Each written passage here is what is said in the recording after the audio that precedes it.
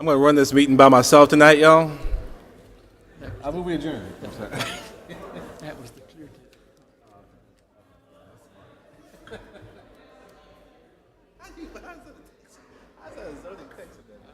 They got real. They wasn't I'm show. opposed to Everybody didn't show up. public school thing. I don't care about the business thing. I understand that, but I think being opposed to policy and particularly it's not a roadblock for. I worry about that. I think the reality, if they talk about racism, I think probably that it's good. I wish it would so much. The school can actually get a complimentary. I'm not really. All back roads. It's a zero right now. I wish why you didn't buy it from them. So I'm serious about this annexation. I'm ready to cover this. Yeah, it's got all these on. We was going to talk to Chip Land and find out where the landmines are.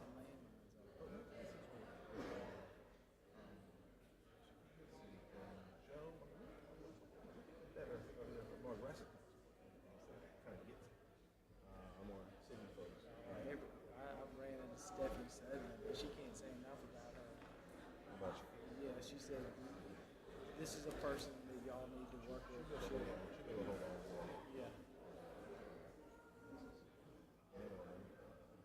She went from being what I thought was very Ramped up.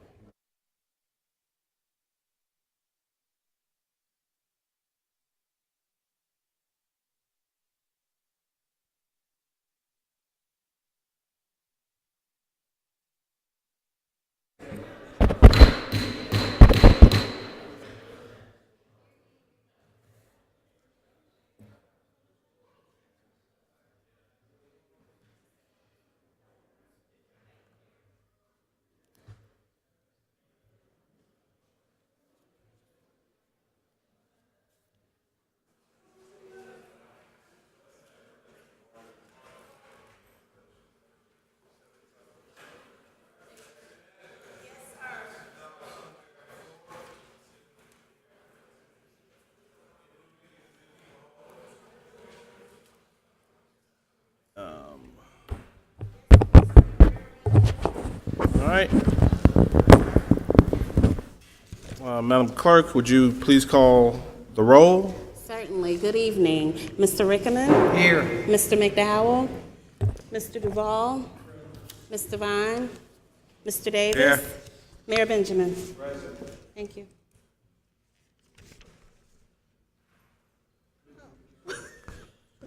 Looked up, he was gone. Okay. Would you please join me for the Pledge of Allegiance?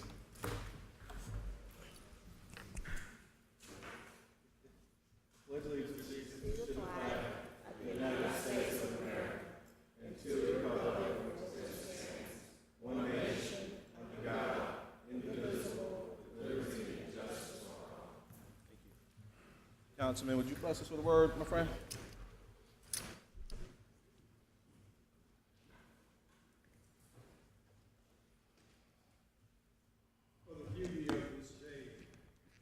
This time and this hour, for the ability to gather in these chambers, in this chamber.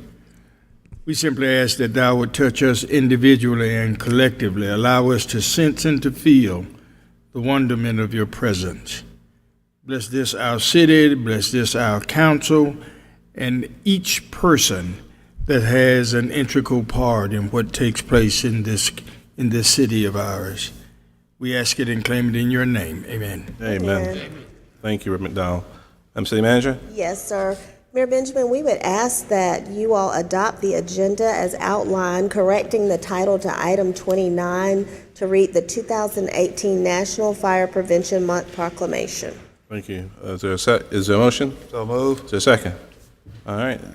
Discussion. Move the previous question. Clerk, call the roll. Mr. Rickaman? Aye. Mr. McDowell? Yes. Mr. Duval? Aye. Mr. Davis? Aye. Mayor Benjamin? Aye. I would ask for any public input related to the agenda items as outlined. All right. Seeing none, we would ask council to approve the September Is there a motion? 18, 2018 So move. minutes. Second. Any discussion? Seeing none, we'll move the approval of the minutes of September 18th. Clerk call roll. Mr. Rickman? Aye. Mr. McDowell? Yes. Mr. Duval? Aye. Mr. Davis? Aye. Mayor Benjamin? Aye. Council- I will take a moment to note how quick and efficient these things get done right now. That's pretty serious. Your minutes, impressive. Thank you. Yeah, good job. Good help. Great help. All right. Thank you, Madam Clerk. Consent agenda items 7 through 28. Is there a motion? So move. Is there a second? Second. Any discussion? Yes, item 23. Okay. I didn't fully understand what the amendment was. Mr. Shealy? Or Mr. Jaco?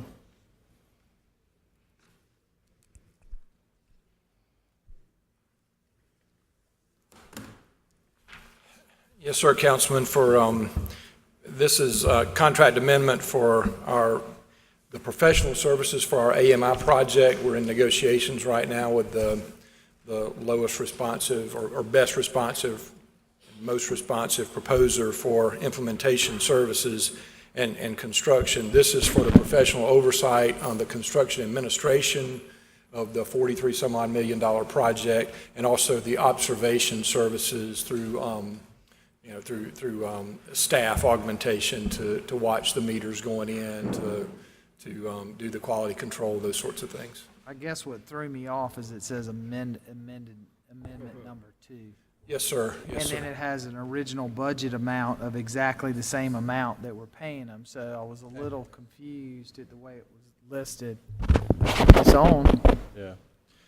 Yes, sir. I believe this amount was their original, it was a proposal for their original services. We're just authorizing that amendment. That's why it was budgeted that amount, because this was part of their original proposal. We authorized the professional design services and feasibility study through helping us negotiate the contract. This is the portion that was, the funding was identified previously, the number was known. It's just authorizing them to move forward with that. Yeah. I get where you're coming from, but when you read it, it's very confusing because it looks like we're making an amendment, but the original budget's the same. I think it's not, maybe it's just technical error. But it's something, when people ask me about it, I can't explain why we have a second amendment for the same amount of. Yes, sir. And I see exactly what you're saying. We can get you the total project numbers, but this is the amount for this amendment, for the amendment number 2. Move the previous question. Clerk call roll. Aye. Yes. Mr. Duval? Aye. Mr. Davis? Mayor Benjamin? Aye. Presentations, item 29, the 2018 National Fire Prevention Month proclamation, the Honorable Stephen K. Benjamin. All right. No, it's so important that we speak to the role we play in ensuring our own safety and security of all the people living in the city. I recognize that fire is a serious public safety concern on both locally and nationally. U.S. fire departments responded to 357,000 home fires in 2017. Home fires have resulted in almost 3,000 civilian deaths in that same year. Recent NFPA, National Fire Protection Association studies show that 3 out of every 5 home fire deaths resulted from fires in properties without smoke alarms or with no working smoke alarms. Many Americans don't know how old the smoke alarms are in their homes or how often they need to be replaced. So obviously it's so important that we work with our first responders who are dedicated to reducing the occurrence of home fires and home fire injuries. As a result, we're asking our citizens to be more responsive to public education measures and take personal steps to increase their safety from fire, especially in their homes.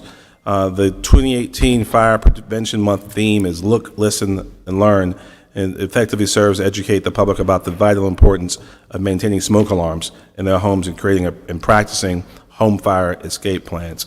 So it's our pleasure as the City Council of the City of Columbia to declare October 2018 as Fire Prevention Month and encourage all of our citizens in the City of Columbia and Richland County to recognize and participate in its observance. All right? So, who's going to accept today?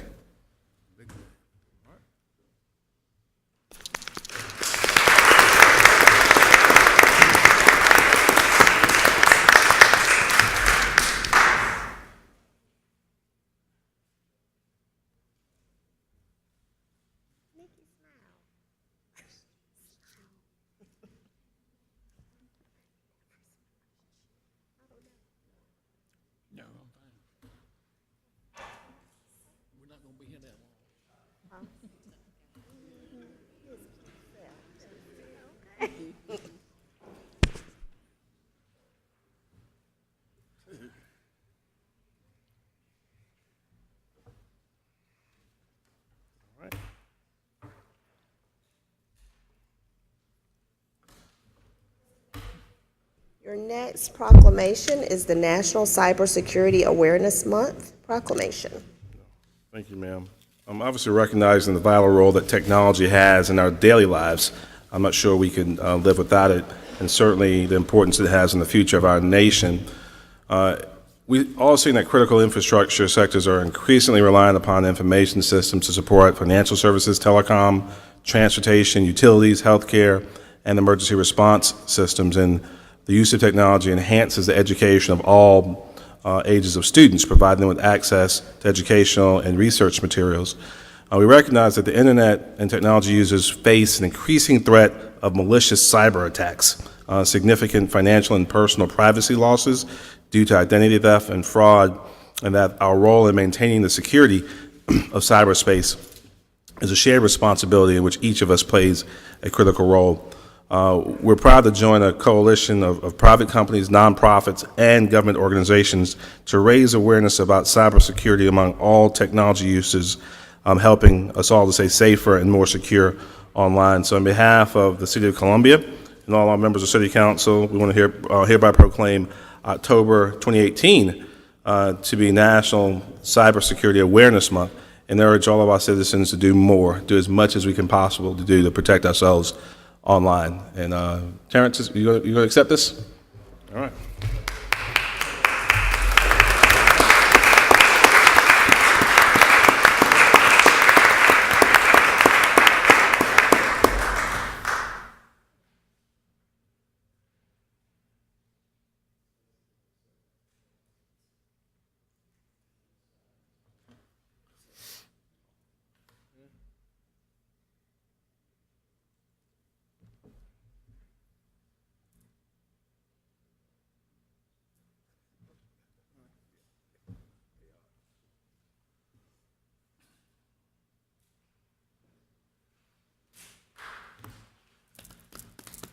We have a really incredible staff and some great infrastructure that they eagerly protect from us sometimes.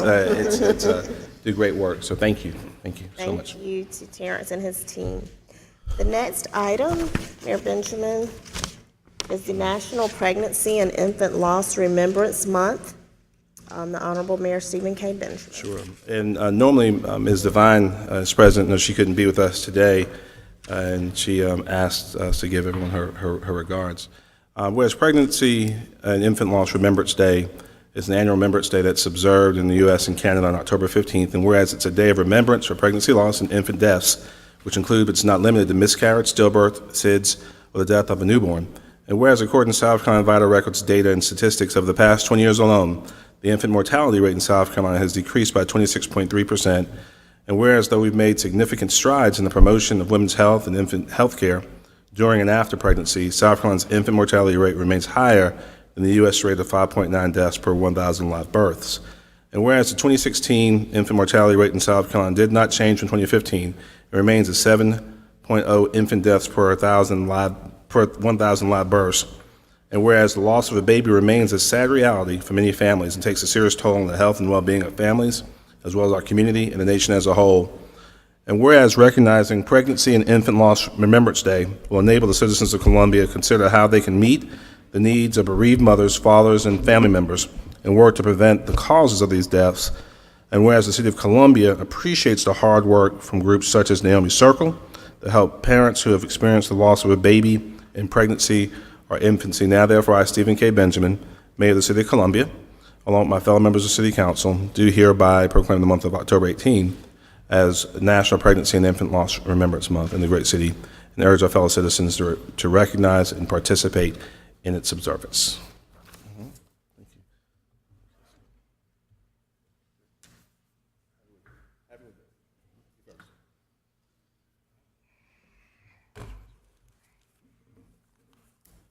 Thank you. I never know the order of things here. Mayor Benjamin and City Council members, thank you for this proclamation again, recognizing October as Pregnancy and Infant Loss Awareness Month and October 15th as the Remembrance Day. My name is Christy Bother, and my husband and I are the founders of the pregnancy loss ministry here in Columbia called Naomi Circle. By now, you may be familiar with the 1 in 4 statistic. It is believed that as many as 1 out of every 4 pregnancies ends in loss, whether as a miscarriage, a stillbirth, or death in infancy. Such a loss deeply affects a mother. For one, it's easy as a woman to feel that you have failed your child, even when it is not your fault. But the other thing is that the moment a woman finds out she's expecting, you begin planning for that baby's life, not their death. And whether a baby dies at 4 weeks gestation, or 12 weeks, or 18 weeks, or 36 weeks, or in infancy, you will always remember that child and what he or she might be doing now if only things had been different. I know that's true for me. Our daughter Naomi died in my 19th week of pregnancy over 9 years ago. And I no longer miss the baby that she was, but I do miss the 4th grader she would have been this fall, and the state fair entry she might have submitted, and the young lady she would be growing into. And I miss my other 4 children in heaven the same way. But such a loss also deeply impacts the rest of the family, fathers and siblings and grandparents and friends as well. A baby does not need to have a long life to make a deep impression. Pregnancy loss is not only a women's issue, it is a family issue and it's a community issue. In the last 2 months, our community in the Midlands has seen the remnants of not 1, but 2 major hurricanes impact our area directly. And although we have not seen anywhere close to the devastation that our neighbors have seen in Florida and Georgia, the phrase storm weary has been used to describe many of us. We're weary of dealing with storms that disrupt our lives, and we're ready for a break. Those who have taken a direct hit are storm weary, but in a different way. Their lives have not been disrupted, but devastated. And it can be easy to feel hopeless when you see the rest of the world going on as usual when your life has been shattered. That is why our pregnancy loss ministry exists and every other support group, to let families know that in their devastation they're not alone, and that their babies' lives mattered, and that their grief is significant and not just an inconvenience to those around them. Every October, for the last 5 years, when you make this proclamation, you are taking the time and energy also to tell those of us who have been hit by the hurricane of baby loss that we're not alone, and that our community stands with us in memory of our children in heaven. And that makes a huge difference. It's not just symbolic. It's one more step towards shattering the silence about talking about this and towards helping families on this journey move towards healing and towards wholeness. And for that, I thank you from the bottom of my heart. Thank you. Amen.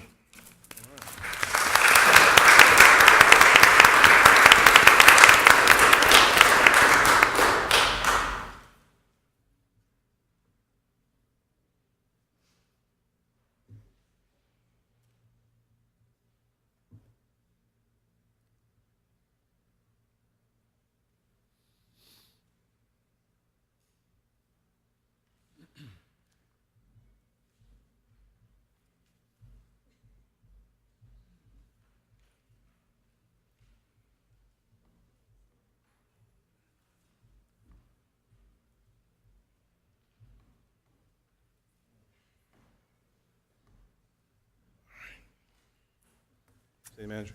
Yes, sir. Moving into a period of other matters, number 32, Benedict College Homecoming Tiger Jam Hospitality Tax Funding Request. So, request that I submitted, is there a motion? No, I would, Mr. Mayor, There's a motion, is there a second? Yes. Second, discussion. Mr. Duval. Mr. Mayor, I'd like to ask that the council not approve this request. This is a request for hospitality tax that is out of cycle. It is for an amount that's going to a performer at a homecoming for an individual college in City of Columbia. It is on a form for 2019, and it's for a 2018 event. I think that the council needs to be disciplined in not funding these requests out of cycle for a particular event. And I would like to express my desire that the council vote against this motion. Thank you, Mr. Duval. This is an important event. I would tell you, if you've never seen the rise of a phoenix before, you're seeing some incredible things happen at Benedict College. Benedict College is not only one of the largest HBCUs in the country, but on track to do some amazing things under the leadership of Dr. Rosalind Clark Artis. This homecoming event, which will bring thousands of people to Columbia, is a major event, and this is a small piece of the puzzle. It's a $10,000 request, so that's why I advanced the request, and the technical issues can easily be addressed. And I move the previous question. Clerk, call a roll. Mr. Mayor. I apologize, Daniel. I didn't see your hand up. No, that's fine. Please. I think my concern with this request is for the last 10, 15, maybe 20 years, these requests never come in at the appropriate time. They're always asked separately. And this is consistent. And I will say this is not, don't charge this to Benedict. I suggested they make this request. So that's why it's out of cycle. It's not out of cycle because of the college. I will take that responsibility, not the college. I would think if you look historically, Yeah. they have come for this same type of request, out of cycle. Brand new leadership. Out of, I understand that, but, you know, I think we really need to hold some feet to the fire on these type of issues. It's just, it's consistently, and it puts everybody else at another disadvantage. Well, it's, again, I initiated this request. This is the first request of its kind under the new leadership at the college. So, again, charge it to my head and heart, not to this fantastic educational institution. If there's no more comment, let's move to the previous question. Clerk, call a roll. Mr. Rickerman? No. Mr. McDowell? Yes. Mr. Duval? No. Mr. Davis? Aye. Mayor Benjamin? Aye. All right. Yeah, 33.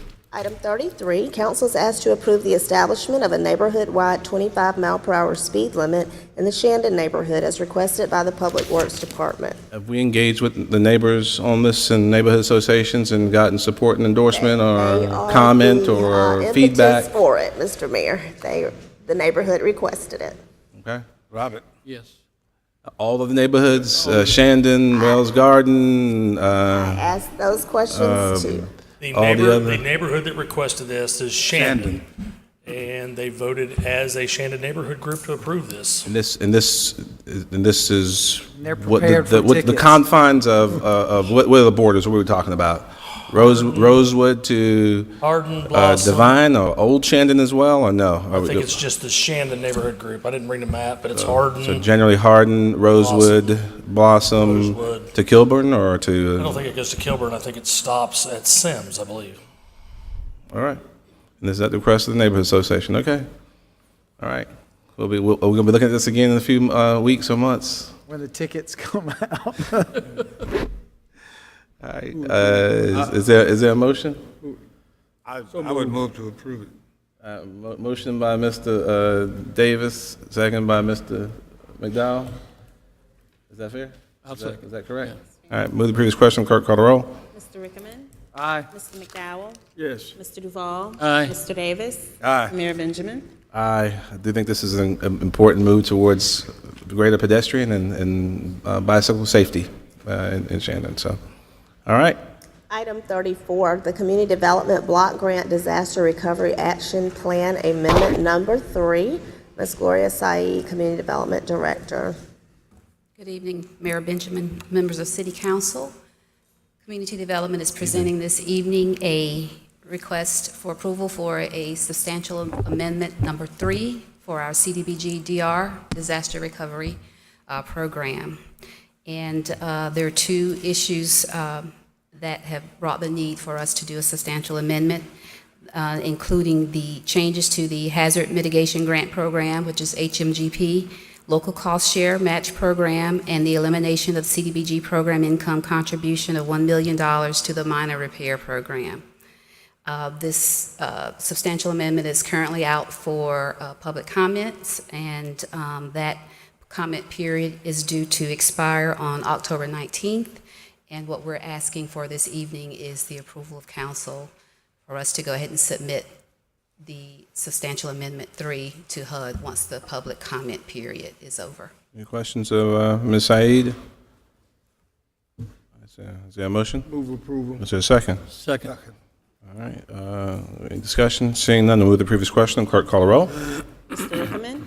Aye. Mr. McDowell. Yes. Mr. Duval. Aye. Mr. Davis. Aye. Mayor Benjamin. Aye. Thank you, Gloria.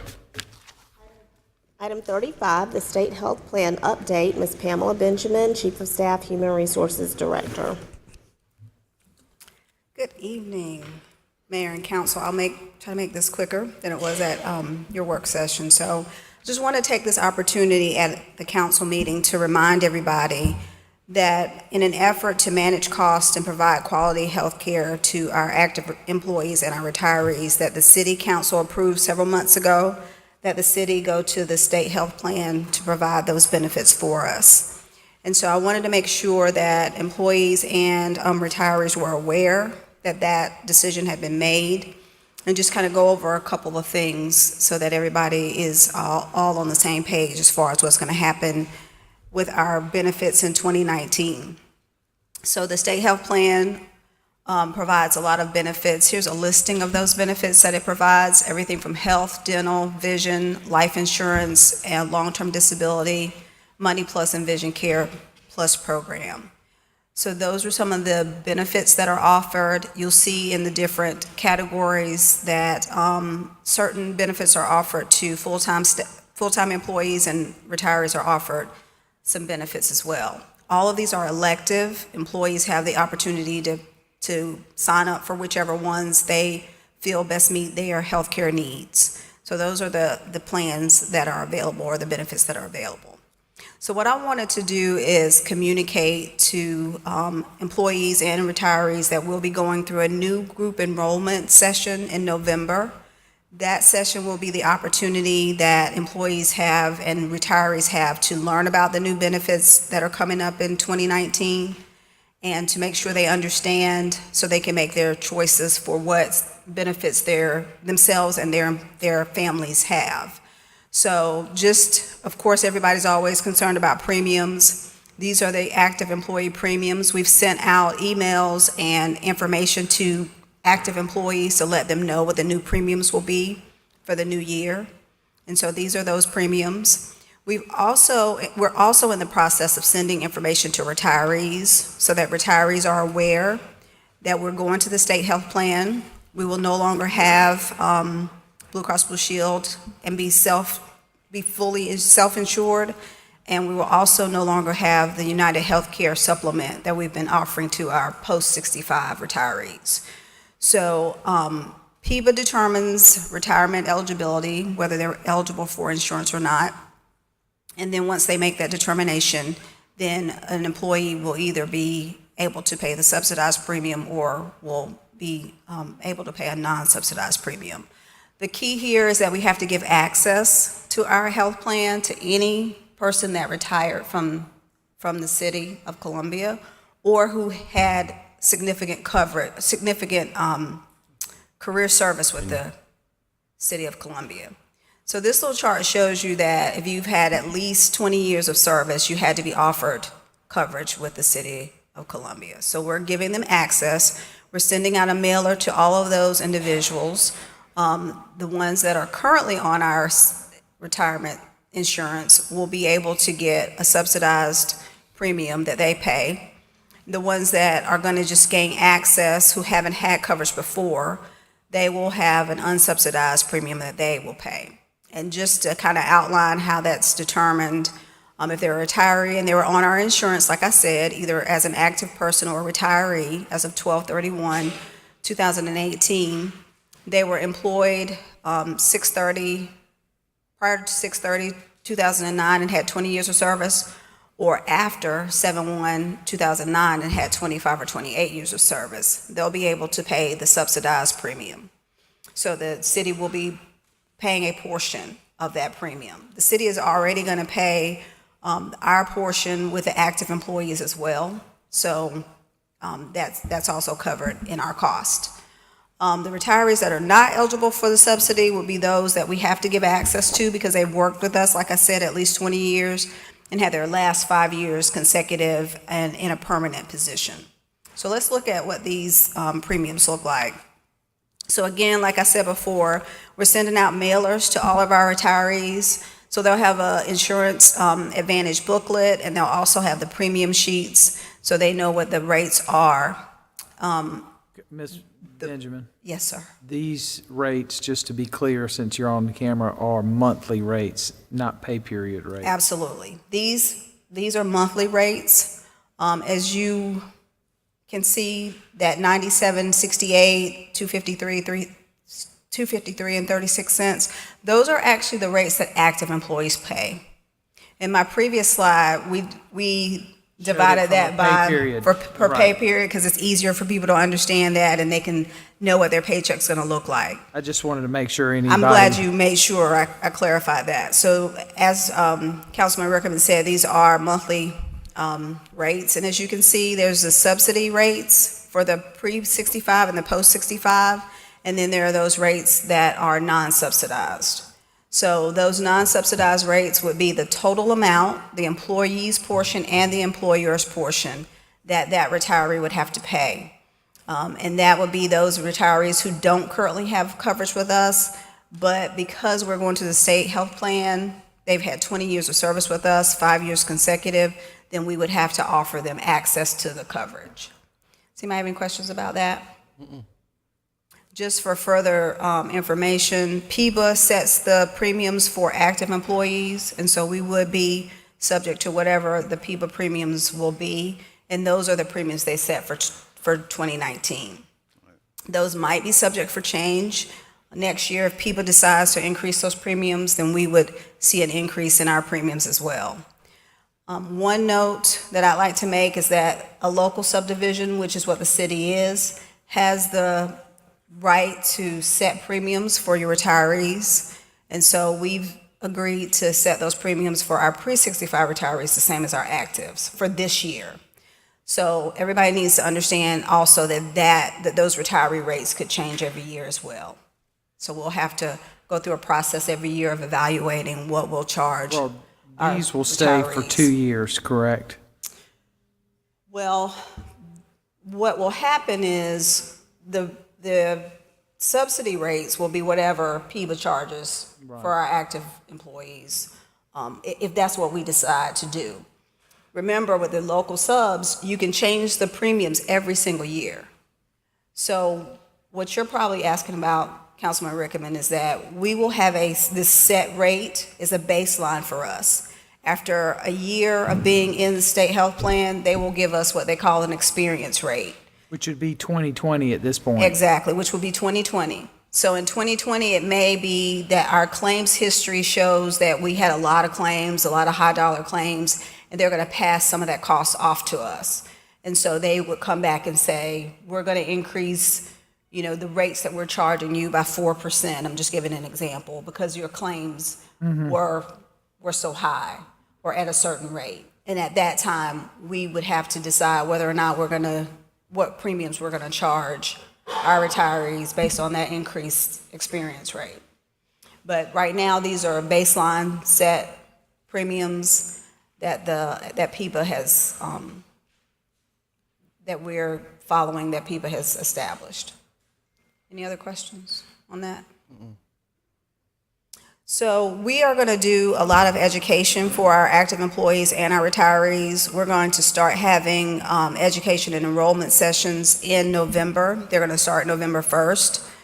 We're sending out a schedule for all of our departments, so all of our active employees attend one of those sessions. And you'll note that we have retiree enrollment sessions November 5th and November 20th. That information will be shared with retirees. We'll be sending out, like I said, a mailer to them. We'll also be posting this presentation with the minutes so that everybody will have access to it. During the new group enrollments, which are mandatory, employees will sign up for their benefits for themselves or their family members. And they'll have the option to sign up for any of those benefits that are seen on the chart. So those meetings will occur. The ones on the 5th and the 20th for retirees will be at Earlwood. Some of the other ones will be at different places, Eau Claire Print Shop, some different locations, but we're communicating that to our active employees. During those enrollment periods, people will be able to enroll themselves or any eligible members of their family, and so they'll have to make sure they bring all the necessary paperwork to do that. We will be, just as a note, eliminating our wellness incentive program because that's a program that we're not going to be able to continue to fund under our new our new relationship with the state health plan. Well, we will be maintaining the Employee Health Center. But Yes. we will be maintaining the Employee Health Center. Council met during executive session and made the decision that the health center will continue to run. I'm sure a lot of employees will be very happy to hear that. We are certainly hoping that that will help us with our experience rate. If employees continue to go to the health center and they continue to monitor and manage their health, then hopefully that'll keep our claims down and that'll help us be more productive and have a healthier workforce. Does anybody have any questions? Thank you. So I know, of course, it's attached to the agenda. Can we make sure that this is placed in a prominent space, conspicuous space on the website so anyone can see it and find it and review it at their own time? Okay. Thank you very much, ma'am. City Manager? Ms. Benjamin has the next item, first reading of ordinance number 2018-056, rescinding the motion to maintain the defined dollar benefit, DDB. Second. Does anybody have any questions about that? Second. Any discussion? Move the previous question. Clerk, call the roll. Mr. Rickman. Aye. Mr. McDowell. Yes. Mr. Duval. Aye. Mr. Davis. Aye. Mayor Benjamin. Aye. Thank you, Ms. Benjamin. Item 37, ordinance number 2018-061, adopting the Commercial Revolving Loan Fund, CRLF, Code revised September 26 of 2018. So motion. And this, of course, Mr. Mayor, as council discussed at the work session, we will update with any edits minor edits council made at that time on the second reading. Thank you. Second. Moved and seconded. Any discussion? Move the previous question. Clerk, call the roll. Mr. Rickman. Aye. Mr. McDowell. Yes. Mr. Duval. Aye. Mr. Davis. Mayor Benjamin. Aye. Item 38, ordinance number 2018-062, authorizing the city manager to execute a deed and any other documents necessary to consummate the transfer of an unopened Is there portion a of... motion? Move adoption. Is there a second? Second. Any discussion? Move the previous question. Clerk, call the roll.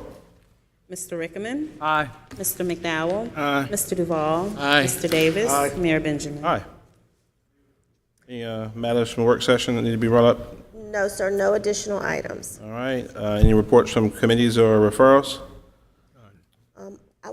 I guess, Mr. Mayor, one thing that you have brought up at the Economic Development Subcommittee meeting, there was some discussion of some items that we would be bringing forward on November 6th if that subcommittee continues to meet and/or the work session and the evening meeting on Affordable November housing, 6th, regarding the affordable housing incentive and demolition delay. Yeah. I mean, we probably, let's figure out, and we can be thoughtful, and let's make sure we share as much information as possible with the public on what our plans are. I'm okay if we meet on the 6th. I mean, we normally don't meet on election day, although none of us are actually on the ballot. But if we can, I don't think we need to do a work session and a regular meeting. Is there some way in which we can condense that into a more tight time frame? What's that? What do you all think? I would normally advocate not having a meeting, but these are some important items. We got to talk about affordable housing and make some moves there, and the demolition delay could get a little longer. I would hate to see it impacted because it would be an election day. I'm sorry, Dreer. But I'm not opposed to Oh, yeah, absolutely. being expeditious with the agenda and the discussion. I assume that we expect the demolition delay to probably a much longer discussion. Should we hold that one until a little later in the month, or what are you thinking? I mean, it's gonna be a long discussion that day. There's no doubt. So can we, is it the sense of the body that we go ahead and move forward with the consideration of the affordable housing ordinance? Obviously, we have some zoning and planning matters coming from the commission. 20th. Oh, it is? Are we sure? Yeah, okay. The zoning and planning issue? The 20th. Okay. November 20th. Okay, so, but affordable housing nonetheless. Is that the only, That Yeah, was it's just what ready. the subcommittee had asked for us to bring it back during your work session and have it on your evening meeting for The approval. committee doesn't need to meet on it. It's Yeah. prepared for council as a whole. let's just bring it to council then. And the other item can't come before us on the 6th, the zoning issue? Okay. I need to probably look closer, but nothing that I can think of right now. I'm gonna put a bow on that too. Yeah. But, So, I'm sorry, tell me again, Mr. Mayor, how you want to? what you guys want? 5 o'clock, 6 o'clock, 6 o'clock? Let's do 6 o'clock meeting. That's 6 o'clock fine. meeting. Let's, we will not take up demolition delay because we'll be here all night if we do. And that was Well, it's going, not that was prepared going for back. council. Yeah, that was It's not just ready. going back to Okay. the committee. Okay. And any other items that definitely need to be before us, but can be handled in an expeditious manner? So we're talking no committee meeting, just a straight council meeting at 6 PM. At 6 PM.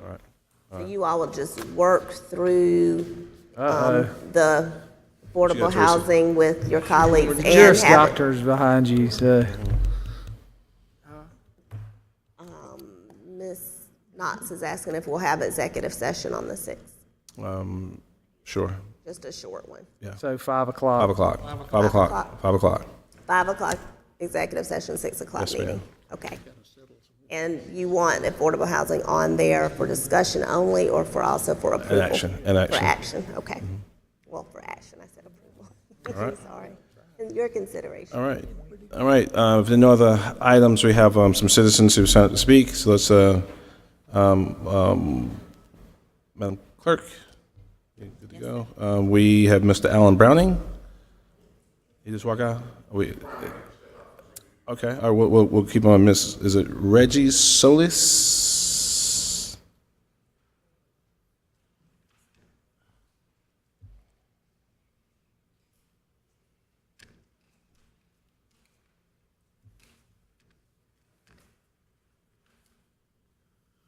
Evening. Yes, sir. Good evening.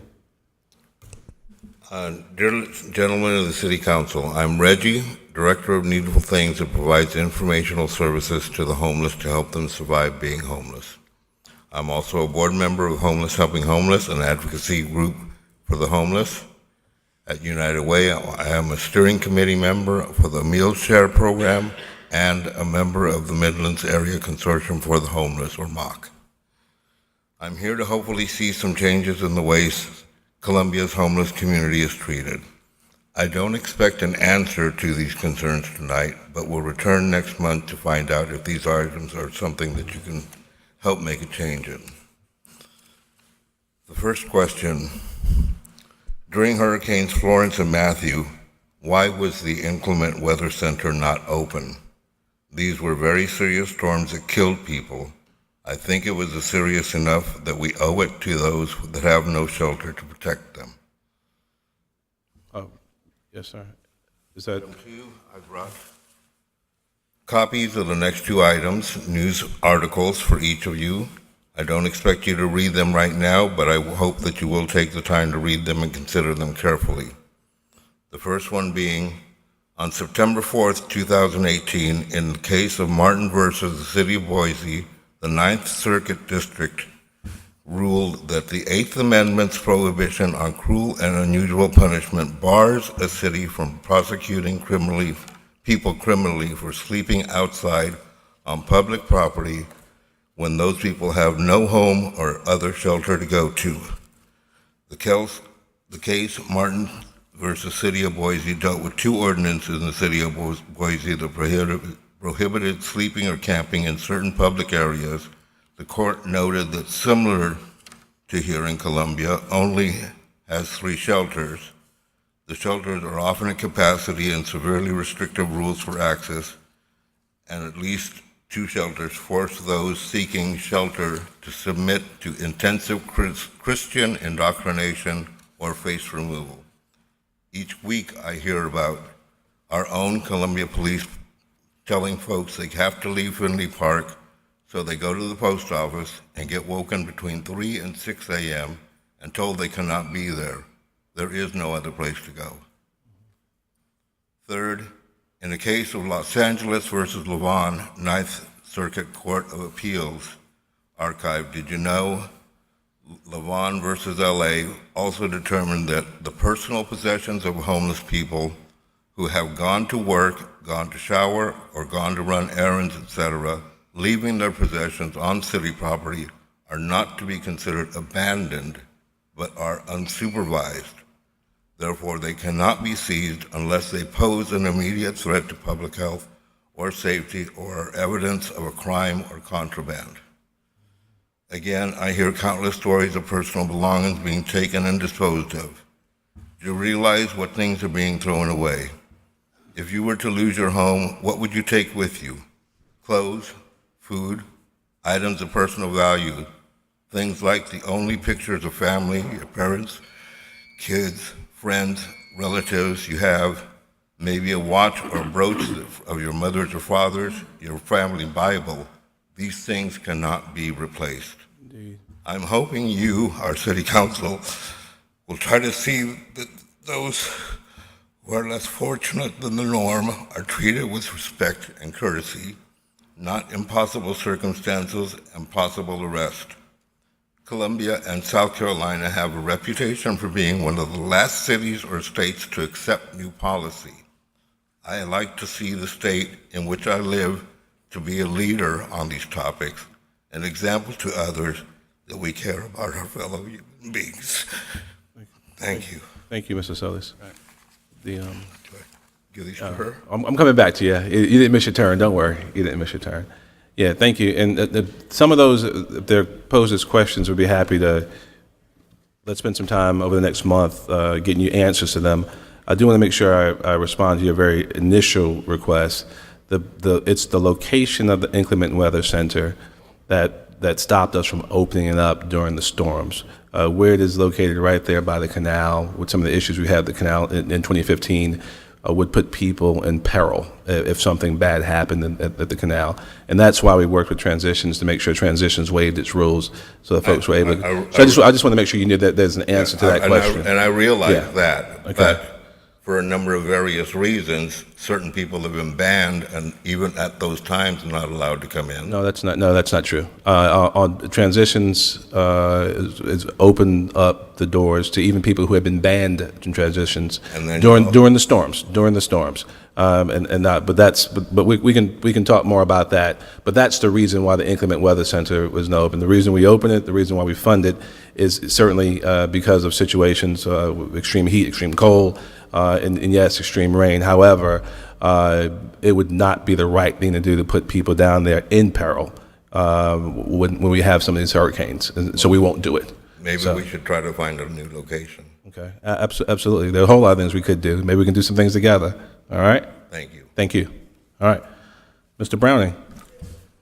And everyone recognize when the buzzer starts going off, that means we got to wrap it up as best we can. But thank you, Mr. Solis, and thank you, Mr. First Brown. of all, I apologize for being underdressed and if I'm a little loud, y'all. I'm just so You look more comfortable than we do. I That's just found good. out about a city council meeting. This is the first time I've ever been here, so I'm asking you guys to listen.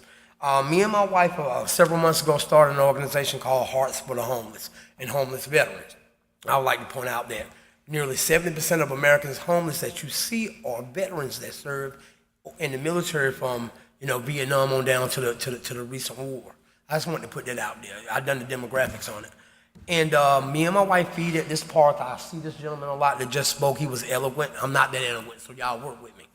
And I see this young lady here who was abused by the city police. What bothers me is that you have one entity in the city that gives me a permit to go down and feed the homeless, but prior to me getting there on 2 occasions in the last month, the homeless was ran off before I got there to feed them. There was only a few stragglers hanging around. The city police or whomever took a dump truck, took all their belongings, woke this young lady up by putting their foot on her, and took their belongings. Some of the people came back. There are people in that park that has jobs, that receive Social Security, but they can't afford a first month's rent or a deposit for a light bill to get out of that situation. People don't want to be there. You're looking at a product of a homeless person. I'm a minister now. One of the under ministers at the Living Water International Church. There's people that don't want to be down there. We assume sometimes by looking at a person and not knowing their story, we would assume the worst, we'll have the worst picture in our head of a homeless people. There are skilled people down there, carpenters, that go out to labor places and come back. There's camps down there. And they're never really in the way. They're always on the outskirts of this park in the woods areas camping. And nobody bothered about dealing, had no problem with those guys actually really being there until Shakespeare in the Park came this last week. And it just, and I just what I came is to complain about that and also make a request to you guys. I'm new at this charity thing. I'm federally certified 501c3, have my Mark Hammond. I went through everything out of my pocket. Me and my wife, what we do on Mondays, we do out of our pocket. We have a small cleaning business now. And again, I'd like to reiterate, I was homeless. I ate in that park. I ate at Christ Central. I'm a product of a person that don't want to be there, that wanted to go to another level in life. And there are several people down there that wants to not be there. So what I'm asking for help. If y'all can appoint somebody to help me, I want to tap into grants or something. And I don't even have to control the grants. I just want to be the person that brings you and say, this guy wants to get out of the park. He can get $700 a month on his Social Security, but he can't afford a deposit. And somebody write a check to get him in that situation. Mm-hmm. That's what I'm trying. I got a big vision, but I don't have no understanding of how to accomplish those things. So I'm asking the city council for help. Sure. Put me with somebody that know how to write grants, or even if the city has a grant like they do for the hip hop thing every year that they want to fund into getting people out of that situation. There's real people down there that has real stories that have served this country, have paid their taxes, have fell on hard times, and people brush them away. And as long as this camera's showing, it's thank you for your service. Or as long as a Christmas season, we just have a big heart during Christmas, but then the rest of the year, nobody never really does anything. Now, I'm going to speak from experience. You have, and I'm not going to even call the name of the person, organization, but every Christmas season, every Walmart, every city, every state, in every European country, these people raise money. But if you go there and ask for some monetary help, like for a bill, they never have it. Most of the monies are being used for staff. I'm assuming board of directors. I'm not for sure on that. But staff, vehicles, and stuff that's not actually used for those people. It's used to go get clothes, to sell clothes, getting free things and then selling the big. And the biggest, farce is a nonprofit organization. Somebody's profiting. Mr. Browner? One more thing I want to make. Yeah, please. Federal law, less than 10% of every dollar that's raised had to be used for said cause. Other 90% of For what? I didn't hear what you I said. Googled it. I didn't hear what you said. For what? For less than 10% of every dollar that you give to a nonprofit has to be used by federal mandate for said cause. The other 90% is for overhead, staff, da-da-da-da. And that's not right. But we can't control how the federal government regulates that. I understand the city council can't, change that. I assume you're talking about 501c3 regulations. Yes, yes, sir. But I'm getting off of what I'm talking about. Okay. No, it's all right. Would you raise your hand, sir? talk to Officer Garazales right now. Let's make sure we share information, and we'll have some more dialogue over the next month or so, okay? Appreciate the work that you and your wife are doing. Okay. And I do want to make sure that we are very clear and transparent in sharing all the things that are going on right now and work that we're doing to make sure that all of our citizens, sheltered or not, are treated with, no, you can't, treated with dignity and respect. But we'll have a whole lot of time to dialogue. Let's talk and see what work we can do. I appreciate the work you're doing. Yeah. Officer Garazales. In touch with you, Mayor? Yes, I'm with him every day. I'm with him more than I'm with my wife. Okay. I watch everything. That didn't sound right, but but it's true. Everything you champion. Yes, sir. I know your heart. Yeah. So, Indeed. Well, we appreciate y'all. All right. Amen. All right. Thank you. And Mr. Solis, would you talk to Officer Garazales too? All right. Ms. Mona, I can't read your last name or pronounce it properly, so you're going to have to help me out with that, okay? It's easy. Denzaletta. Denzaletta. There's a Denzaletta. first C, second D, silent. Denzaletta. Okay. The reason I'm here is Councilman Davis was at our neighborhood association meeting in Hyatt Park, Keenan Terrace last night. And what we brought up was the monies that have been set aside that we've been told about for Hyatt Park. I've only lived in Columbia since January of 14, and all I've heard since then was, yep, we got half the money, it's sitting in a bank account, the other half's coming. Well, last year we were told the other half was ready, so hopefully with the improvement of the North Main project for the streetscaping and everything like that, that Hyatt Park's renovation would finally take place.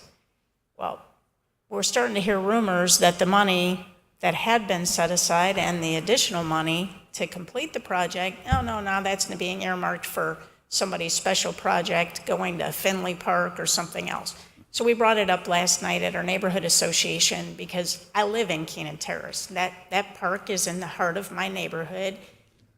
It could be a crown jewel, especially with the elderly housing that's going in, with the widening of the street.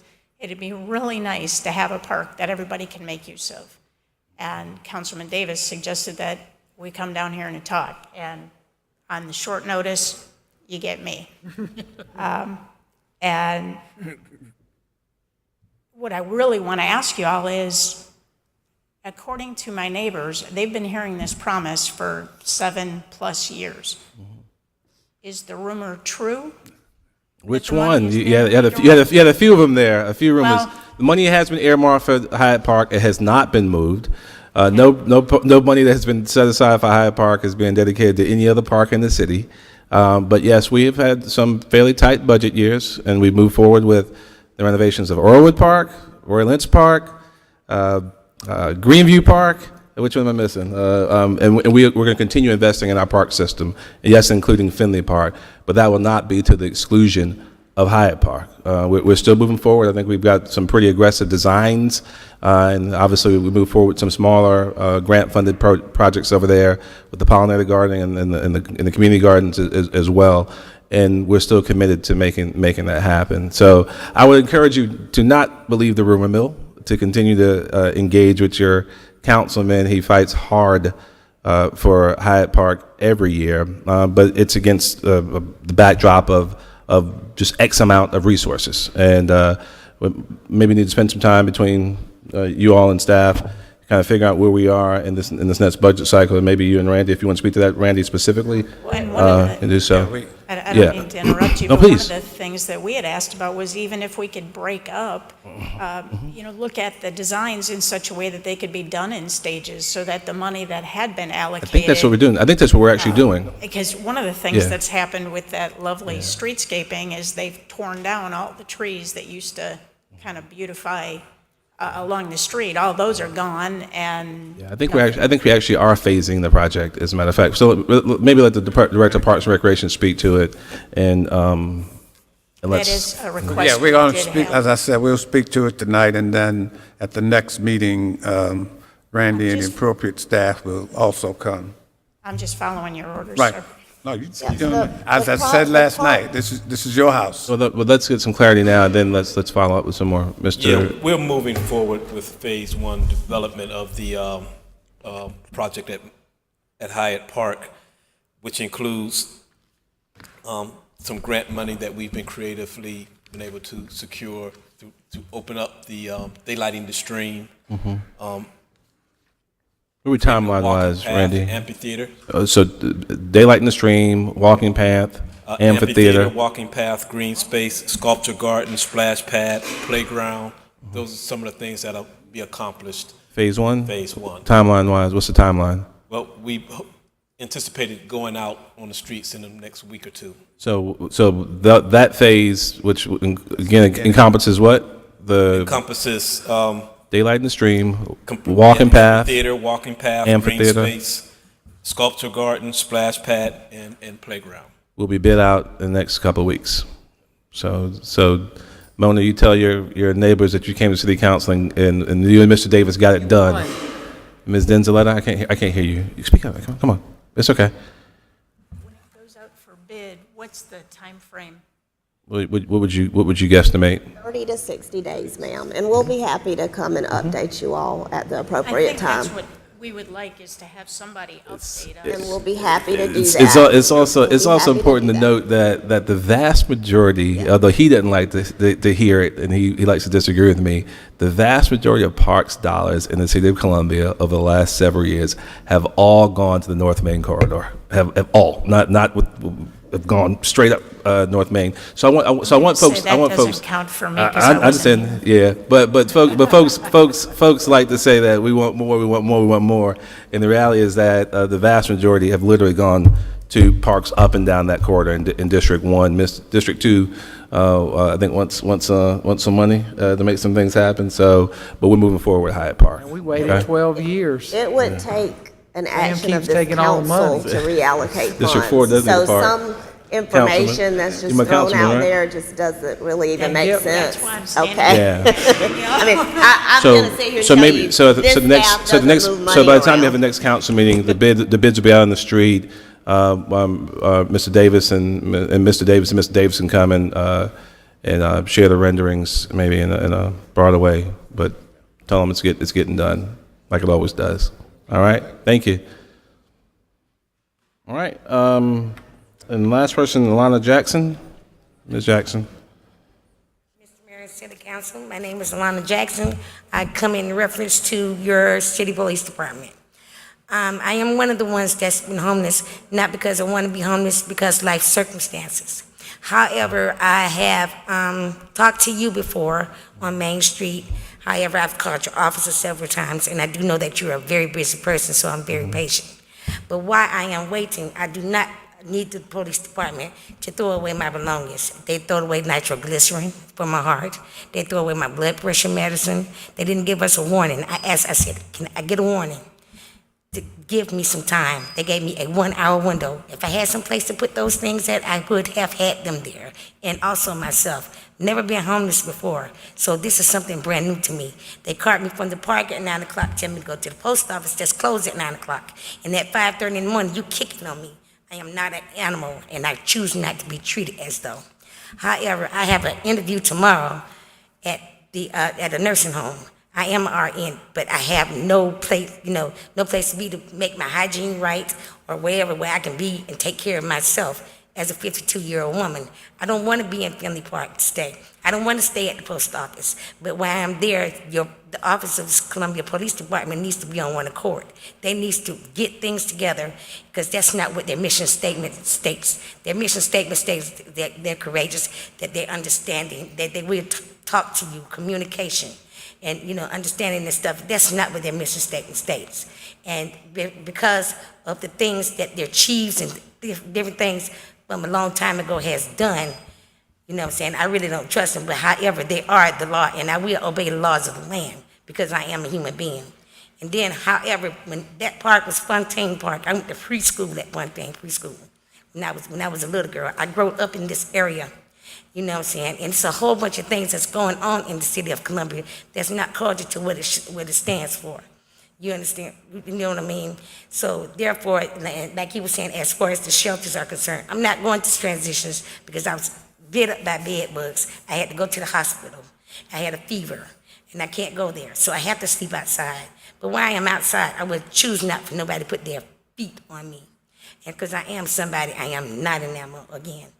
I have went through the Columbia Housing Authorities, which I've never asked anybody before anything, because I've always worked to get what I needed for myself, my husband and I, until death took him away. So it's life circumstances that happens.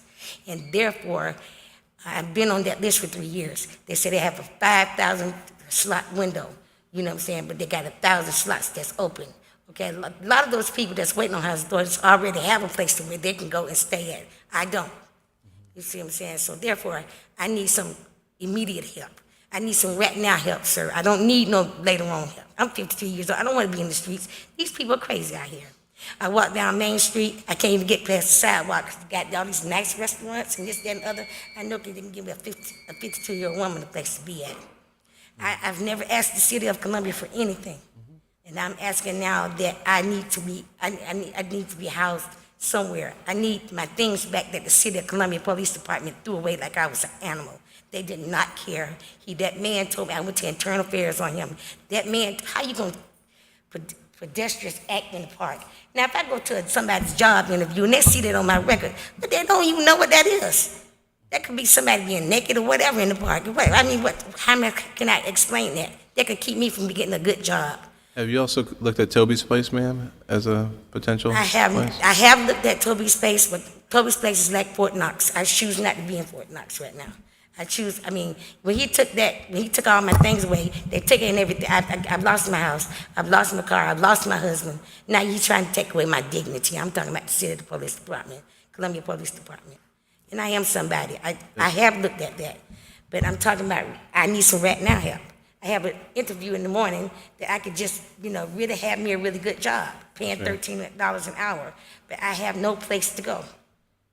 You know what I'm saying? I can't go to sister care because I'm not being abused. I am being abused by the City Police Department, but nothing happens. I went to the sergeant.